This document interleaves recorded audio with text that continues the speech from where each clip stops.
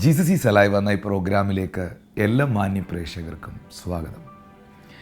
നമ്മുടെ holy spirit greatness conference ഏറ്റവും അനുഗ്രഹമായി, ഏറ്റവും ബ്ലസ്ഡായി ദൈവം നടത്തി അനേക പ്രിയപ്പെട്ടവർക്ക് സൗഖ്യവും വിടുതലും അനുഗ്രഹങ്ങളും കർത്താവ് കൊടുത്തു. നിങ്ങളിൽ പലരും ആ മീറ്റിങ്ങിൽ പങ്കെടുത്തിട്ടുണ്ടെന്ന് എനിക്കറിയാം. ഏകദേശം 6 സെഷനുകളിൽ ദൈവവചനം പ്രസംഗിക്കുവാൻ കർത്താവിനെ ബലപ്പെടുത്തി. ഞാൻ എല്ലാ മഹത്വവും ദൈവത്തിന് അർപ്പിക്കുന്നു. അനേക പ്രിയപ്പെട്ടവർക്ക് അത്ഭുതകരമായ സൗഖ്യങ്ങളും വിടുതലുകളും കർത്താവ് അയക്കുവാനിടയായി. നമ്മളിപ്പോൾ സന്തോഷകരമായ കുടുംബജീവിതത്തിന് എന്ന ഒരു സെഗ്മെൻറ്റിൽ എപ്പിസോഡിലായിരിക്കുന്നു. എന്നാൽ വരുന്ന ദിവസങ്ങളിൽ നടക്കുന്ന എപ്പിസോഡുകളിൽ ആ മീറ്റിങ്ങിൽ നടന്ന ഹീലിങ്ങുകൾ, കർത്താവ് ചെയ്ത സൗഖ്യങ്ങൾ, മനുഷ്യനല്ല, ഒരു വ്യക്തിയുമല്ല, യേശുവിൻ്റെ കരത്താൽ നടന്ന വിടുതലുകൾ, സൗഖ്യങ്ങൾ, പ്രവൃത്തികൾ നിങ്ങൾക്ക് കാണാം. എന്നാൽ ഇന്നത്തെ എപ്പിസോഡിൽ നമ്മൾ കേൾക്കാൻ പോകുന്നത് സന്തോഷകരമായ കുടുംബജീവിതത്തിന് എന്ന വിഷയമാണ്. കഴിഞ്ഞ എപ്പിസോഡിലും ചില വിഷയങ്ങൾ നിങ്ങളതിൽ കേൾക്കുവാനിടയായി.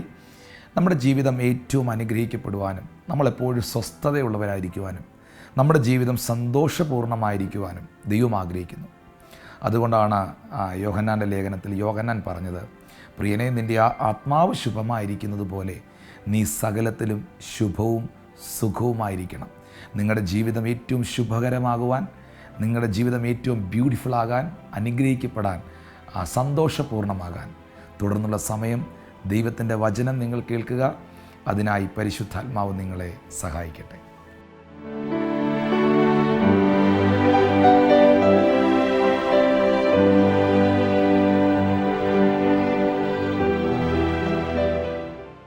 ജോഷുവയുടെ പുസ്തകം 24-ാം അധ്യായം 15-ാമത്തെ വാക്യം വായിച്ചാൽ, സന്തോഷകരമായ ഒരു കുടുംബജീവിതത്തിന് അല്ലെങ്കിൽ ശ്രേഷ്ഠകരമായ ഒരു കുടുംബജീവിതത്തിന് ഏറ്റവും പ്രധാനപ്പെട്ടത് എന്താണ് എന്നുള്ളത് ജോഷുവ പറയുന്നു. ജോഷുവയുടെ പുസ്തകം 24:15 എഴുതിയിരിക്കുന്നു, ഞാനും എൻ്റെ കുടുംബവും ഞങ്ങൾ യഹോവയെ സേവിക്കും. ഞാൻ കഴിഞ്ഞ എപ്പിസോഡിൽ നിങ്ങളോട് പറയാനിടയായി, കുടുംബജീവിതത്തിൻ്റെ ബന്ധങ്ങളുടെ മധ്യസ്ഥാനം യേശുവിന് കൊടുത്താൽ ആ ബന്ധങ്ങളുടെ നടുവിൽ നിൽക്കുന്നത് കർത്താവാണെങ്കിൽ തീർച്ചയായിട്ടും അത് പൊളിഞ്ഞു പോകത്തില്ല. ഭാര്യ എന്ന ഒരു വ്യക്തിയും ഭർത്താവ് എന്ന മറ്റൊരു വ്യക്തിയും, ഞാൻ പറയട്ടെ, ഇതിൻ്റെ 2 പേരുടെയും ഇടയിൽ മൂന്നാമതൊരാൾ വേണം. അത് സർവശക്തനായ ദൈവമായിരിക്കണം. അതുകൊണ്ടാണ് സഭാപ്രസംഗിയുടെ പുസ്തകം 4-ാം അധ്യായം 9-ാം വാക്യത്തിൽ നമ്മൾ കാണുന്നത്, മുപ്പിരി ചരട് വേഗത്തിൽ അറ്റുപോകത്തില്ല.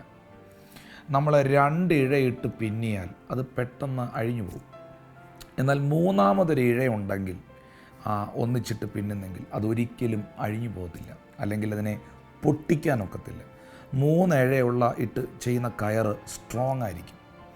അപ്പം മുപ്പിരിച്ചരട് വേഗത്തിൽ അറ്റുപോകത്തില്ലെന്ന് ബൈബിളിൽ എഴുതിയിരിക്കുന്നതിൻ്റെ രഹസ്യം, ബന്ധങ്ങളുടെ നടുവിൽ നമ്മുടെ ദൈവം നിൽക്കണം. ഭാര്യ ഭർത്താവ്, അല്ലെങ്കിൽ നിങ്ങളും നിങ്ങളുടെ സഹോദരനും, നിങ്ങളും നിങ്ങളുടെ പാസ്റ്ററും, നിങ്ങൾക്ക് തന്നിരിക്കുന്ന ആ ബന്ധം, അതിൻ്റെ നടുക്ക് കർത്താവാണെങ്കിൽ, യേശുവാണെങ്കിൽ ആ ബന്ധം പെർഫെക്റ്റ് ആയിരിക്കും. അത് നിലനിൽക്കും. അതൊരിക്കലും അശുദ്ധിയിലേക്കോ അവിശ്വാസത്തിലേക്കോ തിന്മയിലേക്കോ പോകത്തില്ല. കാരണം നമ്മുടെ ബന്ധങ്ങളുടെ മധ്യ നിൽക്കുന്നവനിൽ നിന്നുള്ളതാണ് നമ്മുടെ ബന്ധങ്ങളിലേക്ക് ഒഴുകിയിറങ്ങുന്നത്. സർവശക്തനായ ദൈവപുത്രനായ യേശു ക്രിസ്തു ഈ ഭൂമിയിലേക്ക് വന്നത്, അല്ലെങ്കിൽ പിതാവ് തൻ്റെ പുത്രനെ ഈ ഭൂമിയിലേക്ക് അയച്ചത് 2 പ്രധാനപ്പെട്ട കാര്യങ്ങൾക്ക് വേണ്ടിയാണ്. ഒന്ന്, ഈ ഭൂമിയിലുള്ള തൻ്റെ മക്കളുടെ, തൻ്റെ ജനത്തിൻ്റെ, മനുഷ്യരുടെ ഭവനം ഒരു സ്വർഗമാക്കി മാറ്റാൻ. 2, സ്വർഗം നമ്മുടെ ഭവനമാക്കി മാറ്റാൻ. ഒന്നുകൂടെ പറയാം, നിങ്ങളുടെ വീട് ഒരു സ്വർഗമാക്കാനും സ്വർഗം നിങ്ങളുടെ വീടാക്കാനുമാണ് യേശു ഈ ഭൂമിയിലേക്ക് വന്നത്. അതുകൊണ്ടാണ് കർത്താവ് പോകാൻ നേരം പറഞ്ഞത്, ഞാൻ നിങ്ങൾക്ക് സ്ഥലമൊരുക്കുവാൻ, ഭവനമൊരുക്കുവാനായി പോകുന്നു. പക്ഷേ കർത്താവ് ഈ ഭൂമിയിലേക്ക് വന്നതിൻ്റെ രഹസ്യം നമ്മുടെ വീടൊരു സ്വർഗമായി തീരാൻ തന്നെയാണ്. യേശു ഉള്ള ഭവനം ഒരു അനുഗ്രഹിക്കപ്പെട്ട ഭവനം തന്നെയാണ്. ഒരു സ്വർഗതുല്യമായ അനുഗ്രഹം ആ ഭവനത്തിലുണ്ട്. അത് എത്രയോ ശപിക്കപ്പെട്ട വീടുകളിൽ, പരാജയപ്പെട്ട വീടുകളിൽ ആയിരക്കണക്കിന് ആൾക്കാരുടെ അനുഭവങ്ങൾ എൻ്റെ ഈ ചുരുങ്ങിയ കാലഘട്ടം കൊണ്ട് എനിക്കറിയാം. തകർന്ന് തരിപ്പണമായ വീടുകളിലേക്ക് യേശു കർത്താവ് വന്നപ്പോൾ ആ വീട് അനുഗ്രഹമായി മാറി. അതുകൊണ്ടാണ് ബൈബിൾ എഴുതിയിരിക്കുന്നത്, ഉല്ലാസത്തിൻ്റെയും ജയത്തിൻ്റെയും ഘോഷം നീതിമാൻ്റെ കൂടാരത്തിലുണ്ട്. ഈ നീതിമാൻ എന്ന് ഉദ്ദേശിച്ചത് പ്രവൃത്തിയാലുള്ള നീതിയെക്കുറിച്ചല്ല, ക്രിസ്തുവിലുള്ള നീതിയെക്കുറിച്ചാണ്, ദൈവത്തിലുള്ള നീതിയെക്കുറിച്ച്. ക്രിസ്തുവിൽ നീതീകരിക്കപ്പെട്ട, ക്രിസ്തുവേശുവിൽ വിശ്വസിക്കുന്ന ഒരു വ്യക്തിയുടെ കൂടാരത്തിൽ, അവൻ്റെ ഭവനത്തിൽ ഉല്ലാസത്തിൻ്റെയും ജയത്തിൻ്റെയും ഘോഷമുണ്ട്. നിങ്ങളുടെ ഭവനം സ്വർഗ്ഗതുല്യമാകണമോ, നിങ്ങളുടെ ബന്ധങ്ങൾ നിലനിൽക്കണമോ, ആ ബന്ധങ്ങളുടെ മധ്യസ്ഥാനം കർത്താവിന് കൊടുക്കണം. അതാണ് 127 സങ്കീർത്തനം 1 വാക്യത്തിൽ പറയുന്നത്, യഹോവ വീട് പണിയാതിരുന്നാൽ പണിയുന്നവൻ വൃഥാ അധ്വാനിക്കുന്നു. ആ ഭവനത്തിൻ്റെ പണി ദൈവത്തിന് ഏൽപ്പിച്ചു കൊടുക്കണം. എന്ന് പറഞ്ഞാൽ കട്ടയും സിമെൻറ്റും കൊണ്ട് പണിയുന്ന പണിയല്ല, കുടുംബജീവിതത്തിൻ്റെ, വ്യക്തികളെ പണിതുയർത്തുവാൻ ദൈവകരങ്ങളിലേക്ക് ഏൽപ്പിച്ചു കൊടുത്താൽ ദൈവം അതിനെ ഏറ്റവും ബ്യൂട്ടിഫുള്ളായി, ഏറ്റവും പെർഫെക്റ്റായിട്ട് അതിനെ ദൈവം മേക്ക് ചെയ്യും, ദൈവം അതിനെ ബിൽഡപ്പ് ചെയ്യും. ഇന്ന് ഈ എപ്പിസോഡിൽ എന്നെ കാണുന്ന എൻ്റെ മാന്യ പ്രേക്ഷകരെ, കുടുംബജീവിതത്തിൻ്റെ ഏറ്റവും പ്രധാനപ്പെട്ട ഒരു കാര്യമാണ് സമയം എന്ന് പറയുന്നത്. സമയം ചിലവഴിക്കുക, നിങ്ങളുടെ മക്കളുടെ കൂടെ സമയം ചിലവഴിക്കുക, നിങ്ങളുടെ ഭാര്യയുടെ കൂടെ സമയം ചിലവഴിക്കുക, ദൈവത്തോടു കൂടെ സമയം ചിലവഴിക്കുക. ഇന്നത്തെ ഏറ്റവും വലിയ ഒരു ബുദ്ധിമുട്ട് ഈ കാലഘട്ടത്തിൽ, ഈ 2017 അല്ലെങ്കിൽ ഈ കഴിഞ്ഞ നാളുകളിൽ മനുഷ്യർക്കാർക്കും ഒന്നിനും സമയമില്ല എന്നുള്ളതാണ്. എവ്രി വൺ ഈസ് ബിസി, എല്ലാവരും തിരക്കാണ്, ഇൻക്ലൂഡിങ് ദൈവമക്കളെന്ന് പറയുന്നവർ പോലും, പ്രാർത്ഥിക്കുന്നവർ പോലും, എല്ലാവരും അവരവരുടേതായ കാര്യങ്ങളിൽ വളരെ തിരക്കുള്ളവരാണ്. എന്നാൽ ലോകപരമായ കാര്യങ്ങളിൽ, ഭൗതികപരമായ കാര്യങ്ങളിൽ നമ്മൾ കാണിക്കുന്ന ആ ഒരു തീക്ഷ്ണത ദൈവസന്നിധിയിൽ നമുക്കുണ്ടോ? നമ്മുടെ കർത്താവിനെ ഒരിക്കൽ യേശു കർത്താവ് 5 അപ്പവും 2 മീനും വാഴ്ത്തി വർദ്ധിപ്പിച്ചപ്പോൾ പുരുഷാരമെല്ലാം കൂടെ ചേർന്ന് യേശുവിനെ രാജാവാക്കാൻ ഭാവിച്ചു. നമുക്ക് ബൈബിളിൽ കാണാൻ കഴിയുന്നുണ്ട്, യേശു അവിടം വിട്ടുപോയി മലയിൽ ചെന്ന് പിതാവിനോട് കൂടെ സമയം ചെലവഴിച്ചു. എന്ന് വെച്ചാൽ പോയിരുന്നു പ്രാർത്ഥിച്ചു. രാജാവാകാനൊന്നും നിന്നുകൊടുത്തില്ല, രാജാവാകാതിരിക്കാൻ പോയിരുന്നു പ്രാർത്ഥിച്ചു. പ്രിയപ്പെട്ടവരെ, ഇന്ന് പലരും പ്രാർത്ഥിക്കുന്നത് രാജാവാകാനാണ്, വലിയ ആൾക്കാരാകാനാണ്. പക്ഷേ യേശുവിനെ അവർ രാജാവാക്കാൻ ഭാവിച്ചപ്പം യേശു അവിടെ നിന്ന് വിട്ടുപോയി മലയിൽ കയറിയിരുന്ന് പ്രാർത്ഥിച്ചു. എന്ന് പറഞ്ഞാൽ നമ്മൾ ലോകത്തിലും മനുഷ്യരുടെ മുമ്പിലുമല്ല അധികം ബിസി ആകേണ്ടത്, ദൈവസന്നിധിയിലാണ്. എവിടെയാണോ നമ്മൾ നമ്മുടെ സമയം ചെലവഴിക്കുന്നത് അതാണ് നമ്മളുടെ നിക്ഷേപം, നമ്മുടെ ഡിപ്പോസിറ്റ് എന്ന് പറയുന്നത് അതാണ്. ഒരു ഉദാഹരണം പറഞ്ഞാൽ, നിങ്ങൾ കൂടുതൽ സമയം കീബോർഡ് വായിച്ചാൽ, ഗിറ്റാർ വായിച്ചാൽ നിങ്ങൾ നല്ലൊരു ഗിറ്റാറിസ്റ്റ് ആവും, നിങ്ങൾ നല്ലൊരു കീബോർഡിസ്റ്റ് ആവും. നിങ്ങൾ കൂടുതൽ സമയം ബാഡ്മിൻ്റൺ കളിച്ചാൽ നിങ്ങൾ നല്ലൊരു ബാഡ്മിൻ്റൺ പ്ലെയർ ആകും. നിങ്ങൾ കൂടുതൽ സമയം നിങ്ങൾ ഫിറ്റ്നസ് സെൻറ്ററിലോ ജിമ്മിലോ പോയി വർക്കൗട്ട് ചെയ്താൽ നിങ്ങൾ ഭയങ്കര ഒരു ആരോഗ്യമുള്ള ഒരു മസിൽമാനായിട്ടൊക്കെ മാറും. നിങ്ങൾ എവിടെയാണോ നിങ്ങളുടെ സമയം ചെലവഴിക്കുന്നത് അതാണ് നിങ്ങളുടെ നിക്ഷേപം. നിങ്ങൾ കൂടുതൽ സമയം ഡ്രൈവ് ചെയ്താൽ, എപ്പോഴും വണ്ടി ഓടിക്കുന്ന ആളാണെങ്കിൽ നിങ്ങൾ നല്ല ഉഗ്രനൊരു ഡ്രൈവറായിട്ട് മാറും.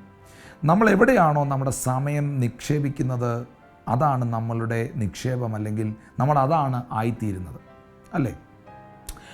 അങ്ങനെയാണെങ്കിൽ നമ്മൾ കൂടുതൽ സമയം വചനധ്യാനത്തിനും ദൈവസന്നിധിയിൽ ഇരിക്കാനുമാണ് നമ്മൾ ഏൽപ്പിച്ചു കൊടുക്കുന്നതെങ്കിൽ നമ്മൾ ദൈവത്തിൻ്റെ പൈതലായി ആ ഒരു ദൈവകൃപയിൽ വളരുന്നതിന് കാരണമായി തീരും.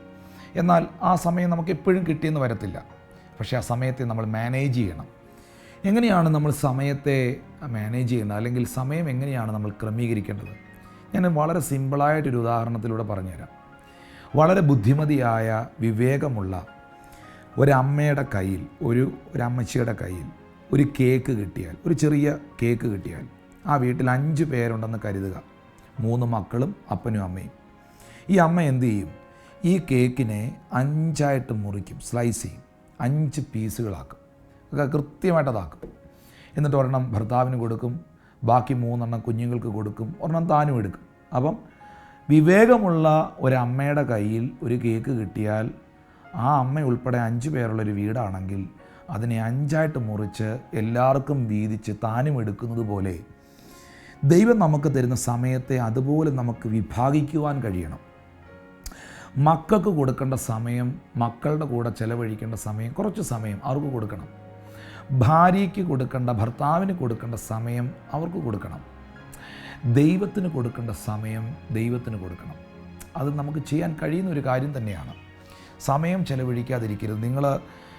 നിങ്ങളുടെ കുട്ടികൾക്ക് കുറേ ടോയ്സ് മേടിച്ചു കൊടുക്കുന്നതിലല്ല, നിങ്ങളുടെ മക്കൾക്ക് നിങ്ങൾ മിണ്ടാതെ നിങ്ങൾ വീട്ടിൽ വന്ന് മൊബൈലിൽ നോക്കിയിരുന്ന് ടി വിയും കണ്ട് നിങ്ങളുടെ പിള്ളേരുടെ കയ്യിൽ 500 രൂപ എടുത്ത് കൊടുക്കുന്നതിലൊന്നുമല്ല കാര്യം. ഒരിക്കൽ ഡോക്ടർ ബില്ലി ഗ്രഹാമിൻ്റെ ഒരു പുസ്തകത്തിൽ ഞാൻ വായിച്ചൊരു കാര്യമാണ്. അമേരിക്കയുടെ പ്രസിഡൻറ്റ് തന്നോട് ഫോണിൽ സംസാരിക്കുന്ന സമയത്ത്, അമേരിക്കൻ പ്രസിഡൻറ്റിൻ്റെ പദവി പറഞ്ഞറിയിക്കേണ്ടല്ലോ, നമുക്കറിയാം, ഉന്നതനായ മനുഷ്യനാണ് അദ്ദേഹം. ഡോക്ടർ ബില്ലി ഗ്രഹാമിനോട് ടെലഫോണിലൂടെ എന്തോ ഒരു കാര്യം സംസാരിച്ചുകൊണ്ടിരിക്കുമ്പോൾ തൻ്റെ മകൻ തൻ്റെ സ്യൂട്ടിൽ വന്നിട്ട്, തൻ്റെ കോട്ടി വന്ന് പിടിച്ചിട്ട് പറഞ്ഞു, ഡാഡി, എൻ്റെ ഈ കുതിരയുടെ കാലിളകിപ്പോയി. എന്ന് വെച്ചാൽ ആ മകൻ ഒരു ടോയ് കുതിരയെ വെച്ച് ഇങ്ങനെ കളിച്ചുകൊണ്ടിരുന്ന, അപ്പം എൻ്റെ ഡാഡി, എൻ്റെ ഈ കുതിരയുടെ കാലിളകിപ്പോയി, ഒന്ന് ഫിക്സ് ചെയ്ത് തരുമോ എന്ന് ഡാഡിയുടെ കോട്ടിൽ ബില്ലി ഗ്രഹാമിൻ്റെ ഉടുപ്പി പിടിച്ചിട്ട് ചോദിക്കുക. അപ്പോൾ ഡോക്ടർ ബില്ലി ഗ്രഹാം അമേരിക്കൻ പ്രസിഡൻറ്റിനോട് ഫോണിൽ സംസാരിച്ചുകൊണ്ടിരിക്കുക. അദ്ദേഹത്തിൻ്റെ പുസ്തകത്തിൽ ഇങ്ങനെ പറയുന്നു, അമേരിക്കൻ പ്രസിഡൻറ്റിനോട് ഡോക്ടർ ബില്ലി ഗ്രഹാം പറഞ്ഞു, sir, can you please hold down A few second, ചില സെക്കൻഡുകളൊന്ന് ഹോൾഡ് ചെയ്യണേ എന്ന് പറഞ്ഞ് ഫോൺ വെച്ചിട്ട് ഈ മകൻ്റെ കയ്യിൽ നിന്ന് ആ കുതിര മേടിച്ച്, ആ ടോയ് മേടിച്ച്, കളിപ്പാട്ടം വാങ്ങി ആ കുതിരയുടെ കാല് വെച്ച് കൊടുത്തിട്ട് നീ പോയി കളിച്ചോ എന്ന് പറഞ്ഞ് അവൻ്റെ തോളിൽ തട്ടി തന്നെ വിട്ടു. ബില്ലി ഗ്രഹാം താഴെ എഴുതിയിരിക്കുകയാണ്, അമേരിക്കയുടെ പ്രസിഡൻറ്റ് 5 കൊല്ലത്തേക്കേ കാണത്തുള്ളൂ, പക്ഷേ എൻ്റെ ലൈഫ് ആൻഡ് ഡെത്ത് കാണുന്നത് എൻ്റെ മകനാണ്. എൻ്റെ സ്നേഹം എൻ്റെ മകന് ഞാനല്ലാതെ വേറെ ആരാ കൊടുക്കുന്നത്? ഞാൻ ചോദിക്കട്ടെ, നിങ്ങളുടെ ഭാര്യയെ നിങ്ങളല്ലാതെ, ഭർത്താവ് നിങ്ങൾ കേൾക്കുന്നെങ്കിൽ, നിങ്ങളല്ലാതെ വേറെ ആരാ സ്നേഹിക്കുന്നത്? ആരെയാണ് നോക്കിയിരിക്കുന്നത്? നിങ്ങളുടെ ഭർത്താവിനെ മറ്റാരാ സ്നേഹിക്കുന്നത്? ഭാര്യമാരത് മനസ്സിലാക്കണം. നിങ്ങളുടെ കുഞ്ഞുങ്ങളെ സ്നേഹിക്കേണ്ടത് നിങ്ങളാണ്. നിങ്ങളുടെ കുഞ്ഞുങ്ങളുടെ കൂടെ സമയം ചെലവഴിക്കേണ്ടത് നിങ്ങളാണ്. തീർച്ചയായിട്ടും അങ്ങനെ നമ്മൾ സമയം ചെലവഴിക്കുമ്പോൾ അത് നമ്മൾ ചെയ്യുന്ന ഏറ്റവും വലിയൊരു കാര്യമാണ്. ഞാൻ ഇങ്ങനെ കേട്ടിട്ടുണ്ട്, ഒരു ദിവസം ഒരു പുരുഷന് 7000 വാക്കുകളുണ്ട്. 7000 വേർഡ്സ് സ്റ്റോർഡ് ആണ് ഒരു പുരുഷനിൽ ഒരു ദിവസം. അപ്പോൾ തന്നെ ഒരു സ്ത്രീയിൽ, ഒരു സഹോദരിയിൽ ഒരു ദിവസം 14000 വാക്കുകളുണ്ടെന്നാണ് കേട്ടിട്ടുള്ളത്. 14,000 വേർഡ്സ്. ഈ പുരുഷന്മാർ ഈ 7000 വാക്കും മൊബൈൽ ഫോണിനകത്തും റോഡിലുമൊക്കെ നിന്ന് വർത്തമാനവും പറഞ്ഞ് സംസാരിച്ച് ഈ 7000 വാക്കും തീർത്തേച്ചാണ് വീട്ടിലേക്ക് വരുന്നത്. ആ വീട്ടിലേക്ക് വരുന്ന സമയത്ത് 14000 വാക്കുകളുമായി അവിടെ ഒരു സഹോദരി കാത്തിരിക്കുന്നു, ഭാര്യ കാത്തിരിക്കുന്നു. നോക്കിയേ, അപ്പോൾ ഈ പുരുഷൻ പറയുന്നു, എനിക്ക് പെട്ടെന്ന് ആഹാരം എന്താ, എനിക്ക് ഭയങ്കര ക്ഷീണം. കാരണം സംസാരിക്കാൻ വാക്കുകളൊന്നുമില്ല, സംസാരിക്കാനൊന്നുമില്ല. കാരണം എല്ലാവരോടും പറഞ്ഞ്, ഫോണിലും സംസാരിച്ച്, കൂട്ടുകാരോട് സംസാരിച്ച്, നാട്ടുകാരോട് സംസാരിച്ച് എല്ലാം തീർത്തേച്ചാണ് വരുന്നത്, ആ എനർജിയെല്ലാം. പ്രിയപ്പെട്ടവരെ, ഞാൻ നിങ്ങളോട് പറയുന്നു, നിങ്ങളുടെ മക്കളുടെ കൂടെ, നിങ്ങളുടെ ഭാര്യയുടെ കൂടെ, നിങ്ങളുടെ ഭർത്താവിൻ്റെ കൂടെ നിങ്ങൾ സമയം ചെലവഴിക്കണം. ദൈവദാസന്മാർ എന്നെ കേൾക്കുന്നുണ്ടെങ്കിൽ, ശുശ്രൂഷകർ എന്നെ കേൾക്കുന്നുണ്ടെങ്കിൽ, ഞാൻ നിങ്ങളോട് സ്നേഹത്തോടെ പറയട്ടെ, എൻ്റെ കുടുംബത്തെ പരിപാലിക്കുകയും എൻ്റെ കുഞ്ഞുങ്ങളെ വഴി നടത്തുകയും ചെയ്യുന്ന ഞാനൊരു ഭർത്താവാണ്. ഞാൻ എൻ്റെ അപ്പനും അമ്മയ്ക്കും നല്ലൊരു മകനാണ്. എൻ്റെ കുഞ്ഞുങ്ങൾക്ക് ഞാനൊരു പിതാവാണ്. സഭയ്ക്കൊരു ദൈവപുരുഷനാണ്. അപ്പോൾ ഞാൻ നിങ്ങളോട് സ്നേഹത്തോടെ പറയുകയാണ്, മറ്റുള്ളവരെ നമ്മൾ നയിക്കുന്നതിന് മുമ്പ്, മറ്റുള്ളവരെ നമ്മൾ നയിക്കാൻ തുടങ്ങുന്നതിന് മുമ്പ് നമ്മളെ തന്നെ നമ്മൾ നന്നായി നയിക്കണം. കാരണം മറ്റുള്ളവരെ നമ്മൾ നയിക്കുമ്പോൾ നമുക്ക് ആർക്കാണ് പ്രസംഗിക്കാൻ പറ്റാത്തത്? എല്ലാവർക്കും പ്രസംഗിക്കാൻ പറ്റും, എല്ലാവർക്കും ഉപദേശിക്കാൻ പറ്റും. പക്ഷേ ഈ പഠിപ്പിക്കുന്നതൊക്കെ നമ്മുടെ ജീവിതത്തിലുണ്ടോ എന്ന് നമ്മളൊന്ന് ശോധന ചെയ്യണം. ഒരിക്കലൊരു അങ്കിള് തൻ്റെ ഫാമിലിയിലുള്ള തൻ്റെ ഒരു കസിനെ സ്കൂട്ടർ പഠിപ്പിച്ചു. അപ്പോൾ അവന് സ്കൂട്ടർ ഓടിക്കാൻ അറിയത്തില്ല. അപ്പോൾ അങ്കിള് പറഞ്ഞു, നീ ഒരു സ്കൂട്ടർ നിൻ്റെ കൂട്ടുകാരോട് കൊണ്ടുവരാൻ പറ, ഞാൻ നിന്നെ സ്കൂട്ടർ പഠിപ്പിക്കാമെന്ന് പറഞ്ഞു. അങ്ങനെ ഈ ചെറുപ്പക്കാരൻ സ്കൂട്ടറുമായിട്ട് അങ്കിളുടെ വീട്ടിൽ അവൻ്റെ കൂട്ടുകാരനെത്തി. അവനും കൂടെ വന്നു. കൂട്ടുകാരൻ അവിടെ സ്കൂട്ടർ വെച്ചിട്ട് പോയി, കീ അവൻ്റെ കൊടുത്തു. അവൻ അങ്കിളിനോട് പറഞ്ഞു, അങ്കിളെ സ്കൂട്ടർ വന്നിട്ടുണ്ട്, അങ്കിൾ പഠിപ്പിക്കാവോ എന്ന് ചോദിച്ചു. അങ്കിൾ പറഞ്ഞു, പിന്നെ ഞാൻ പഠിപ്പിക്കാം, നീ അങ്ങോട്ട് കയറി ഇരിക്കാൻ പറഞ്ഞു. വണ്ടി സ്റ്റാർട്ട് ചെയ്യാൻ പറഞ്ഞു. അവൻ വണ്ടി സ്റ്റാർട്ട് ചെയ്തു. ഇനി അങ്ങോട്ട് ഫസ്റ്റ് അങ്ങോട്ട് ഇട്ടിട്ട് പതിയെ ആക്സിലേറ്റർ കൊടുക്കാൻ പറഞ്ഞു. അവൻ കൊടുത്തു, വണ്ടി ഓഫായിപ്പോയി. അങ്കിൾ പറഞ്ഞു, അങ്ങനല്ല, ആ ക്ലച്ചയിലൊന്ന് നല്ലോണം പിടിച്ചൊന്ന് പതിയെ വിട്ട് ആക്സിലേറ്റർ കൊടുത്ത് പോകാൻ പറഞ്ഞു. വണ്ടി പതിയെ മൂവായി, പതിയെ ഓടിച്ചു. അങ്കിളൂടെ പുറകെ കയറിയിരുന്നു. ഇനി സെക്കൻഡ് ഇട്, തേർഡ് ഇട്, വളവ് വരുമ്പോൾ ഇൻഡിക്കേറ്റർ ഇട്ട് തിരിക്ക്. ഇങ്ങനെ അവർ പതിയെ ഓടിക്കാൻ തുടങ്ങി. ഒരു 4-5 കിലോമീറ്റർ ഇങ്ങനെ ഓടിച്ചു കഴിഞ്ഞപ്പോൾ ഒരു പാലം എത്തി, വലിയൊരു പാലം. ആ പാലത്തിൻ്റെ മുകളിലെത്തി താഴെ മുഴുവൻ വെള്ളം ഒഴുകുന്നു, സൈഡിൽ കൂടെ വണ്ടി പോകുന്നു. പെട്ടെന്ന് ഈ ചെറുപ്പക്കാരനൊരു പേടി പോലെ തോന്നി. അവൻ പറഞ്ഞു, അങ്കിളെ ഞാൻ വണ്ടി ഒതുക്കുക, ഞാൻ സൈഡിലോട്ടാക്കാം എന്ന ഇൻഡിക്കേറ്റർ ഇട്ട് വണ്ടി ഒതുക്കുക, ന്യൂട്രൽ ഇടന്നൊക്കെ പറഞ്ഞു. അവൻ അതെല്ലാം ചെയ്തു. എന്നിട്ട് ഇവൻ പറഞ്ഞു, ഈ ചെറുപ്പക്കാരൻ അങ്കിളിനോട് പറഞ്ഞു, അങ്കിളെ ഇത്രയും ഞാൻ ഓടിച്ചല്ലോ, ഇനി തിരിച്ച് അങ്കിൾ ഓടിക്കുക എന്ന് പറഞ്ഞു. ഈ അങ്കിള് പറയുകയാണേ, അയ്യോ എനിക്ക് ഓടിക്കാൻ അറിയത്തില്ല, എനിക്ക് പഠിപ്പിക്കാൻ മാത്രമേ അറിയത്തുള്ളൂ. ഇങ്ങനെയുള്ള ഒരുപാട് പേര് നമ്മുടെ സമൂഹത്തിലുണ്ട്. ഞാൻ പറയുന്നു, ഓടിക്കാൻ അറിയാവുന്നവനെ പഠിപ്പിക്കാവൂ. കുടുംബജീവിതത്തെക്കുറിച്ച് പഠിപ്പിക്കുന്നവരുണ്ട്, പരിശുദ്ധാത്മാവിനെക്കുറിച്ച് പഠിപ്പിക്കുന്നവരുണ്ട്, പല പല കാര്യങ്ങൾ, വലിയ വലിയ കാര്യങ്ങളൊക്കെ പഠിപ്പിക്കുന്നവരുണ്ട്. ഓടിക്കാൻ അറിയാവുന്നവർ പഠിപ്പിക്കുന്നതായിരിക്കും ഏറ്റവും നല്ലത്.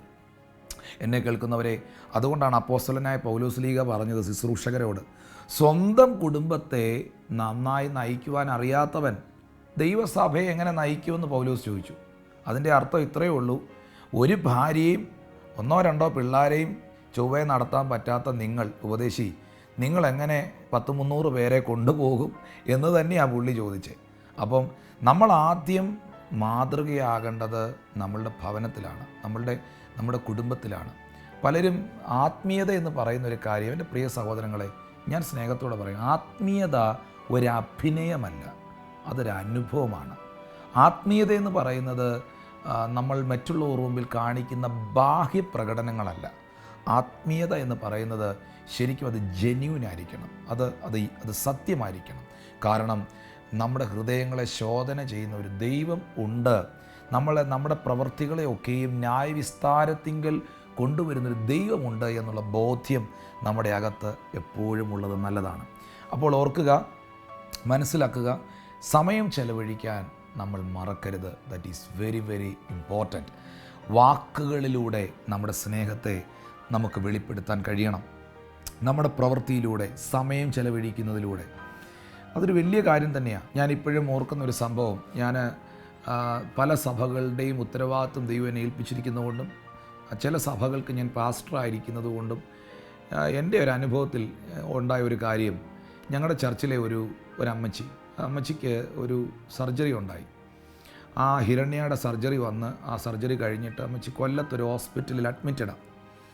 അപ്പോൾ ആ സമയത്ത് ഞാൻ അറിഞ്ഞു അമ്മച്ചിക്ക് സർജറി ആയിരുന്നു. അമ്മച്ചി 7-8 വർഷമായിട്ട് ജീസസ് ഈസ് അലൈവ് ചർച്ചിൽ വരുന്നതാണ്. അപ്പം ഒരു വൈകുന്നേര സമയത്ത് ജീന വളരെ തിരക്കുള്ള സമയം, എന്നാലും ഞാൻ ജീനോട് പറഞ്ഞു, ജീന നമുക്കൊന്ന് പോകാം, എൻ്റെ ഭാര്യയോട് പറഞ്ഞു, അമ്മച്ചി ഒന്ന് കാണാൻ പോകാം. ഞങ്ങൾ 2 പേരും കൂടെ കൊല്ലത്ത് ആ ഹോസ്പിറ്റലിൽ അമ്മച്ചിയെ കാണാൻ പോയി. അപ്പോൾ അമ്മച്ചിക്ക് ഹസ്ബൻഡ് മരിച്ചു പോയതാണ്, ഒരു മോനുണ്ട്, ആ മകൻ ദുബായിലാണ്. ഞങ്ങൾ ആ അമ്മച്ചിയെ കാണാൻ പോയി. അപ്പോൾ അമ്മച്ചിയുടെ കൂടെ അമ്മച്ചിയുടെ മരുമകൾ മാത്രമേ ഉള്ളൂ. ഞങ്ങളവിടെ ചെന്നു, അമ്മച്ചിയുടെ കൂടെ ഇരുന്നു, കുറച്ച് സമയം വർത്തമാനം പറഞ്ഞു. ഏകദേശം 1 മണിക്കൂറോളം അമ്മച്ചിയുടെ കൂടെ സ്പെൻഡ് ചെയ്തു. കുറേ വർത്തമാനമൊക്കെ പറയുകയും അന്ന് വൈകിട്ട് അമ്മച്ചിക്ക് ചില കാര്യങ്ങളൊക്കെ ഞങ്ങളവിടെ ചെയ്തു. ഇതെല്ലാം കഴിഞ്ഞ് ഈ അമ്മച്ചി ഡിസ്ചാർജ് ചെയ്ത് വീട്ടിൽ വന്നു. അടുത്ത ദിവസം ഇവർ കെയർ സെല്ലുകളിലും മീറ്റിങ്ങിലൊക്കെ പോയ സമയത്ത് ഇവിടെ എല്ലായിടും നടന്ന് പറയുക, പാസ്റ്റർ എന്നെ കാണാൻ ഹോസ്പിറ്റലിൽ വന്നു, ഏകദേശം 1 മണിക്കൂറോളം എൻ്റെ കൂടെ ഇരുന്നു, വർത്തമാനം പറഞ്ഞു, എനിക്ക് വേണ്ടി പ്രാർത്ഥിച്ചു, സംസാരിച്ചു. പ്രിയപ്പെട്ടവരെ, നോർമലി ഒരു കർത്താവിൻ്റെ ദാസൻ്റെ ഉത്തരവാദിത്തമാണ്.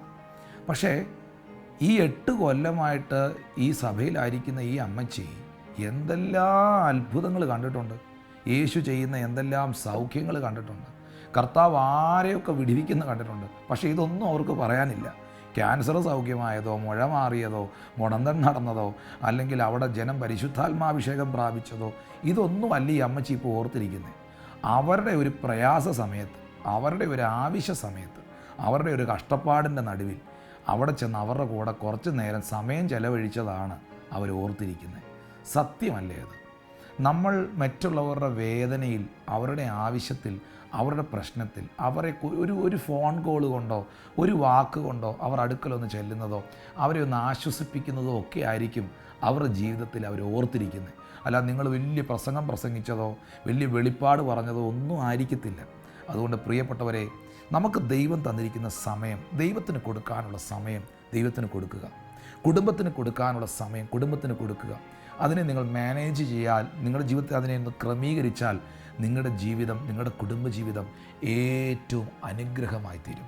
അതിനകത്തെ ഒരു പ്രധാനപ്പെട്ട ഒരു ഏരിയയാണ് കുടുംബജീവിതം. എല്ലാവരും ശ്രദ്ധിക്കേണ്ട ഒരു കാര്യമാണ് നമ്മളുടെ ഫുഡ് ടേബിൾ, ഭക്ഷണമേശ, ഭക്ഷണം കഴിക്കുന്ന സമയം. പലയിടത്തും അവർ ഭക്ഷണം കഴിക്കുന്നത് ഭാര്യ അടുക്കളയിലിരുന്ന് കഴിക്കുന്നു, ഭർത്താവ് TV ന്യൂസ് കണ്ടുകൊണ്ടിരുന്ന് കഴിക്കുന്നു, മക്കൾ കമ്പ്യൂട്ടറിൻ്റെ മുമ്പിലിരുന്ന് കഴിക്കുന്നു. സഹോദരങ്ങളെ, അത് ഒരിക്കലും ഒരു നന്മയല്ല കേട്ടോ. ഒരു ഭക്ഷണമേശ എന്ന് പറയുന്നത്, ഫുഡ് ടേബിൾ എന്ന് പറയുന്നത് ഏറ്റവും പ്രധാനപ്പെട്ടൊരു സമയമാണ്. നിങ്ങൾ എന്നെ വളരെ ഗൗരവമായിട്ട് ഈ കാര്യം ഒന്ന് ശ്രദ്ധിക്കണം. വിശുദ്ധ ബൈബിളിൻ്റെ അടിസ്ഥാനത്തിൽ, ദൈവവചനത്തിൻ്റെ അടിസ്ഥാനത്തിൽ ഏറ്റവും പ്രധാനപ്പെട്ട ദൈവം ചെയ്ത നന്മയെ ഓർക്കുന്ന, ദൈവം ചെയ്ത പ്രവൃത്തിയെ ഓർക്കുന്ന ഒരിടമാണ് നമ്മളുടെ ഭക്ഷണമേശ എന്ന് പറയുന്നത്. കാരണം വിശുദ്ധ ബൈബിളിൽ 111 സങ്കീർത്തനം അതിൻ്റെ 5-ാമത്തെ വാക്യത്തിൽ എഴുതിയിരിക്കുന്നു, തൻ്റെ ഭക്തന്മാർക്ക് അവൻ ആഹാരം കൊടുക്കുന്നു, അവൻ തൻ്റെ നിയമത്തെ ഓർക്കുന്നു, എന്നേക്കും ഓർക്കുന്നു. 111 സങ്കീർത്തനം 5-ാം വാക്യം. തൻ്റെ ഭക്തന്മാർക്ക് അവൻ ആഹാരത്തെ കൊടുക്കുന്നു, അവൻ തൻ്റെ നിയമത്തെ എപ്പോഴും എന്നേക്കും ഓർക്കുന്നു എന്ന് പറഞ്ഞാൽ അതിൻ്റെ കറക്റ്റ് ട്രാൻസ്ലേഷൻ ഇങ്ങനെയാണ്: ഭക്ഷണമേശ എന്ന് പറയുന്നത് തൻ്റെ ഭക്തന്മാർക്ക് ദൈവം ഒരുക്കിയിരിക്കുന്ന കരുതലാണ് തൻ്റെ മക്കൾക്ക്. തൻ്റെ നിയമത്തെ, തൻ്റെ ഉടമ്പടി, ഇംഗ്ലീഷ് ബൈബിളിൽ കവനൻറ്റ് എന്നാണ് എഴുതിയിരിക്കുന്നത്, അവിടെ ഉടമ്പടി എന്നാണ്. ദൈവം തൻ്റെ ഉടമ്പടി, ദൈവം ചെയ്ത ഉടമ്പടികളെ ഓർക്കുന്ന സ്ഥലമാണ് നമ്മുടെ ഭക്ഷണമേശ. നമ്മുടെ മുമ്പിൽ ദൈവം ഫുഡ് തരുമ്പോൾ, ആ ആഹാര സാധനങ്ങളുടെ മുമ്പിൽ നമ്മൾ ഇരിക്കുമ്പോൾ നമ്മൾ ഓർക്കണം, ദൈവത്തിന് നമ്മളോടുള്ള കരുതലും സ്നേഹവുമാണ് ദൈവം നമുക്ക് നൽകിയ ആഹാരം, ഭക്ഷണം എന്ന് പറയുന്നത്.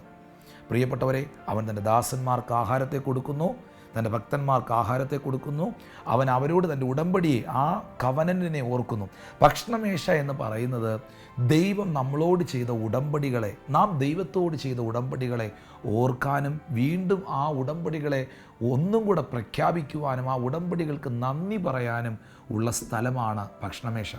നിങ്ങൾക്കറിയുമോ, ഇസ്രായേൽ മക്കൾ അവർ രോഗത്താൽ ഭാരപ്പെട്ട സമയത്ത്, പുറപ്പാട് പുസ്തകം അതിൻ്റെ 23-ാമത്തെ അധ്യായം 25-ാമത്തെ വാക്യത്തിൽ എഴുതിയിട്ടുണ്ട്. പുറപ്പാട് 23:25, നിങ്ങളുടെ ദൈവമായ യഹോവയെ തന്നെ സേവിക്കുവീൻ, എന്നാൽ അവൻ നിൻ്റെ അപ്പത്തെയും വെള്ളത്തെയും അനുഗ്രഹിക്കും, ഞാൻ രോഗങ്ങളെ നിൻ്റെ നടുവിൽ നിന്ന് അകറ്റിക്കളയും. നോക്കിയേ, I will bless your bread and water and I will remove your sickness your midst. When, എപ്പോൾ, ഏത് സമയത്ത്? ഞാൻ നിൻ്റെ അപ്പത്തെയും വെള്ളത്തെയും അനുഗ്രഹിക്കും, രോഗങ്ങളെ നടുവിൽ നിന്ന് ഞാൻ നീക്കിക്കളയും. എപ്പോൾ? അപ്പത്തെയും വെള്ളത്തെയും ഞാൻ അനുഗ്രഹിക്കുമ്പോൾ. പറഞ്ഞാൽ ഇസ്രായേൽ മക്കളുടെ ബ്രേക്ക്ഫാസ്റ്റ് ടൈമിൽ അവർ ഒന്നിച്ച് ഭക്ഷണം കഴിക്കുമ്പോൾ ആ ദൈവം തമ്പുരാൻ അവരുടെ നടുവിൽ പറയുകയാണ്, ഞാൻ നിങ്ങളുടെ ഈ അപ്പത്തെയും ഞാൻ നിങ്ങളുടെ വെള്ളത്തെയും അനുഗ്രഹിക്കും.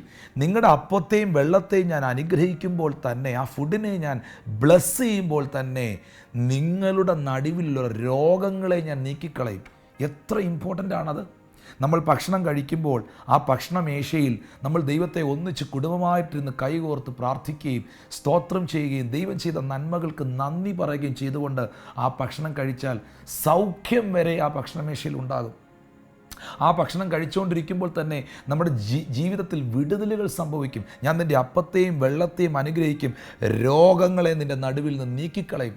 നമുക്കറിയാം, ഇസ്രായേൽ ജനം കൂട്ടമായി തൻ്റെ ജനത്തെ കർത്താവ് സൗഖ്യമാക്കിയത്. പ്രിയമുള്ളവരെ, വിശുദ്ധ ബൈബിളിലെ എല്ലാ പ്രധാനപ്പെട്ട ഉടമ്പടികളും എടുത്തിരിക്കുന്നത് ഫുഡ് ടേബിളിലാണ്. ബൈബിളിലെ ഏറ്റവും പ്രധാനപ്പെട്ട ഉടമ്പടി എന്ന് പറയുന്നത് ന്യൂ കവനൻറ്റ്, പുതിയ ഉടമ്പടി, പുതിയ നിയമത്തിൻ്റെ ഉടമ്പടിയാണ്. എപ്പോഴാണ് യേശു അത് ചെയ്തേ? മത്തായിയുടെ സുവിശേഷം 26-ാം അധ്യായം 26-ാം വാക്യത്തിൽ വായിക്കുന്നു, അവർ ഭക്ഷിക്കുമ്പോൾ, അവർ ഫുഡ് കഴിച്ചുകൊണ്ടിരിക്കുമ്പോൾ, യേശു കർത്താവ് ശിഷ്യന്മാർ ഫുഡ് കഴിക്കുമ്പോൾ, സത്യം പറഞ്ഞാൽ ശിഷ്യന്മാർ അവരെല്ലാം ഒരു ഫുഡ് കഴിക്കുന്ന മൂഡിലായിരുന്നു. അവർ കഴിച്ചുകൊണ്ടിരിക്കുമ്പോൾ പെട്ടെന്ന് കർത്താവ് ഒരു അപ്പം എടുത്ത് കയ്യിലെടുത്ത് ഉയർത്തിപ്പിടിച്ചിട്ട് പറഞ്ഞു, ഇതെൻ്റെ ശരീരം. നോക്കിയേ, ആ ഭക്ഷണമേശയിലാണ് കർത്താവ് ആ പുതിയ നിയമത്തിൻ്റെ ഉടമ്പടി എടുത്തു പറയുന്നത്. ഭക്ഷണമേശ എന്ന് പറയുന്നത്, ഫുഡ് ടേബിൾ എന്ന് പറയുന്നത് ദൈവത്തിൻ്റെ ഉടമ്പടിയെ ഓർക്കുന്ന, ദൈവത്തിൻ്റെ നന്മകളെ ഓർക്കുന്ന, ദൈവത്തിൻ്റെ കരുതലുകളെ ഓർക്കുന്ന സമയമാണ്.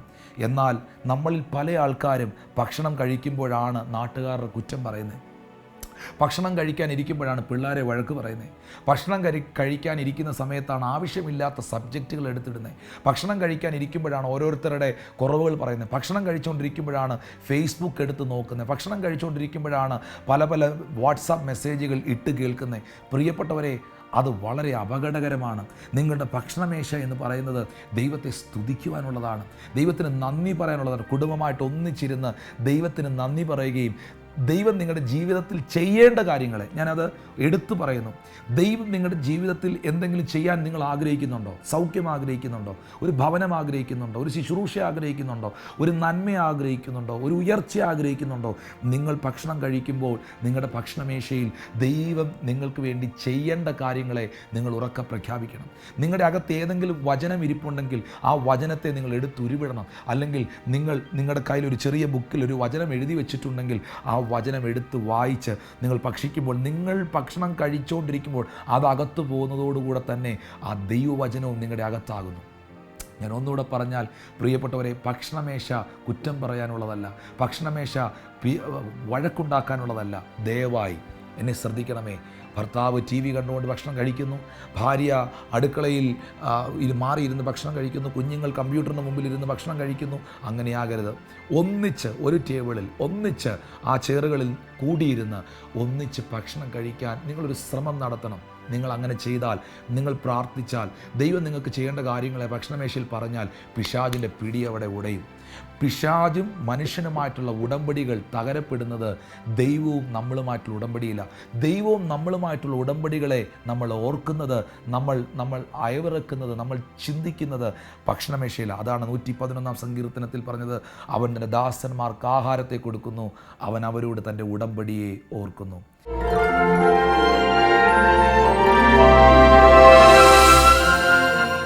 പ്രിയമുള്ളവരെ, ഞാൻ നിങ്ങൾക്ക് വേണ്ടി പ്രാർത്ഥിക്കാൻ പോവുകയാണ്. നിങ്ങളുടെ കുടുംബജീവിതത്തിനായി, നിങ്ങളുടെ കുഞ്ഞുങ്ങൾക്കായി, നിങ്ങളുടെ ശുശ്രൂഷയ്ക്കായി, നിങ്ങളുടെ അഭിവൃദ്ധിക്കായി, നിങ്ങളുടെ അനുഗ്രഹത്തിനായി, നിങ്ങളുടെ ബിസിനസ്സിനായി ഞാൻ പ്രാർത്ഥിക്കാം. പിതാവേ, യേശുക്രിസ്തുവിൻ്റെ നാമത്തിൽ ഇപ്പോൾ എന്നെ കാണുന്ന കേൾക്കുന്ന എൻ്റെ എല്ലാ മാന്യ പ്രേക്ഷകർക്കായി ഞാൻ നന്ദി പറയുന്നു.